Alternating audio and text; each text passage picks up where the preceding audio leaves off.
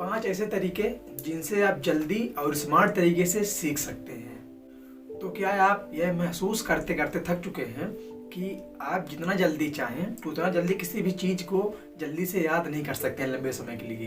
क्या आप ये जान चुके हैं कि आप अपनी पढ़ाई की रफ्तार को नहीं बढ़ा सकते, इसमें जो तो आपको बहुत ज़्यादा मेहनत लग रही है पढ़ाई की रफ्तार के बढ़ाने के लिए? तो आप बिल्कुल सही जगह पर आए हैं, क्योंकि इस वीडियो में इसी बात पर चर्चा करने वाले हैं। और यहाँ पर मैं आपको 5 ऐसे तरीके बताऊंगा जिनका आप इस्तेमाल करके बड़े आसान तरीके से अपनी पढ़ाई की रफ्तार को बढ़ा सकते हैं और स्मार्ट तरीके से लर्निंग पावर को बढ़ा सकते हैं और अच्छे तरीके से उसको याद भी कर सकते हैं। तो आप वीडियो में लास्ट तक जरूर बने रहें। तो जो हमारा पहला तरीका है वो ये है कि हमें जो तो अपने सीखने के तरीकों को खोजना है, पता करना है कि हमारे सीखने का तरीका कैसा है।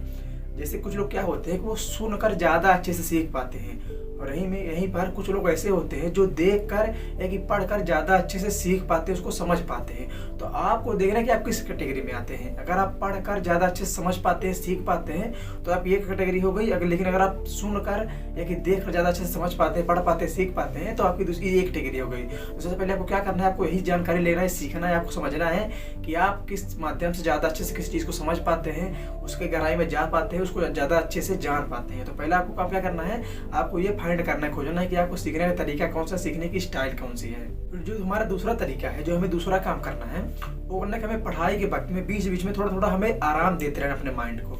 अगर हम लगातार 2 घंटे 3 घंटे तक लगातार पढ़ते चले जाएंगे तो हमारा माइंड बोर होता जाएगा। फिर जो तो किसी भी चीज़ को बस पढ़ेगा, केवल पढ़ता चला जाएगा और माइंड में स्टोर नहीं कर पाएगा। तो क्या करना है, आपको बीच बीच में माइंड को रेस्ट देना है, आराम देना है, और साथ में तो अपने जो आपका जो जोन है जहाँ आप पढ़ते हैं, आपको उस स्थान को बदलना है। अगर आप किसी ऐसी जगह पर पढ़ते हैं जहाँ आपकी टीवी भी लगी हुई है, आपका फ़ोन भी चल रहा है, कुछ लोग बैठे हुए हैं, तो आपको तो अपने स्टडी जो आपका स्थान है, पढ़ाई का जो स्थान है, आपको उसको बदलना है। और हो सकता है आप किसी दूसरे कमरे में पढ़ने चले जाइए, लेकिन अगर मौसम सही है, स्वच्छ मौसम है, तो आप बाहर भी जाकर पढ़ सकते हैं नेचर में। और जब आप ऐसा करते हैं इससे तो आपका माइंड सेट बदलता है, और जब आपका माइंड सेट पढ़ाई को लेकर बदलता है और आप सीरियसली पढ़ाई करते हैं, तो आप उस चीज़ को ज़्यादा अच्छी से ज़्यादा जल्दी समझ पाते हैं। तो दूसरा जो हमारा तरीका है वो यही है कि जो तो अपने माइंड को रेस्ट देना है, आराम देना है बीच बीच में, तो अपने जगह को बदलना है। पढ़ने की जो हमारी जगह है, पुरानी जगह है, उसको बदल कर हमें नया सेटअप बनाना है और नई जगह पर हमें बैठकर पढ़ना है।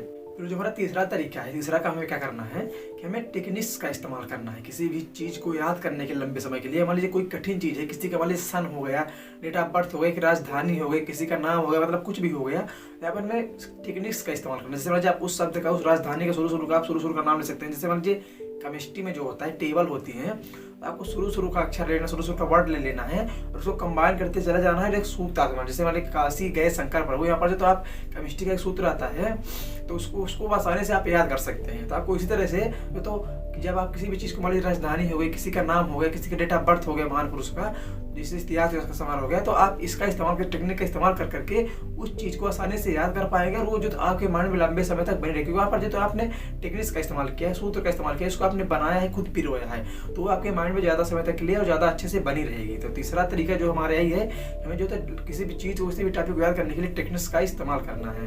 तो जो हमारा चौथा तरीका है वो ये है कि जो तो हमें दूसरों को सिखाना है।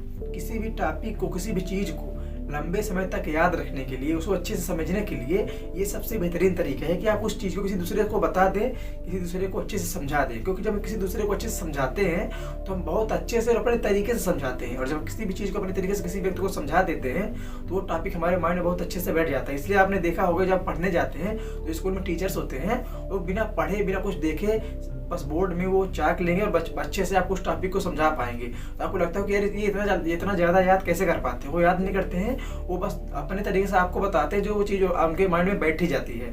तो आप जब ऐसा करते हैं, किसी चीज़ को पढ़ते, किसी टॉपिक को पढ़ते हैं, फिर इसको जो तो आप किसी दूसरे को समझा देते हैं, तो वो विषय, वो टॉपिक आपके माइंड में अच्छे से बैठ जाता है, अपने तरीके से बैठ जाता है। फिर आप जब चाहें, जहाँ चाहें, उसको आप लिख सकते हैं, किसी को बता सकते हैं। तो जो हमारा चौथा तरीका यही है कि हम जो पढ़ें, कुछ भी पढ़ें, उसे हम दूसरे को अपने तरीके से समझा पाएँ। जब हम समझा पाएंगे तो उसको हम लंबे समय तक याद कर पाएंगे।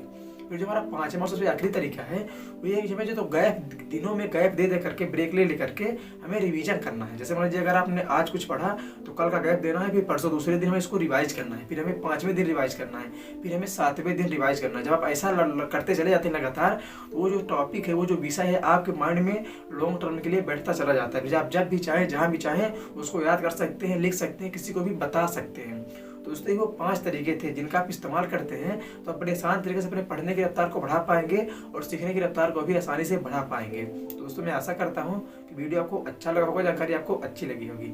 अगर अच्छी लगी तो वीडियो को आप लाइक करिए, शेयर करिए अपने दोस्तों के पास, ताकि उनको जानकारी मिल पाए कि यार कैसे वो अपने पढ़ाई की रफ्तार को बढ़ा सकते हैं और किसी भी टॉपिक को आसानी से समझ सकते हैं। और दोस्तों इस तरह की वीडियो पाने के लिए हमारे इस चैनल को सब्सक्राइब भी कर सकते हैं। धन्यवाद दोस्तों।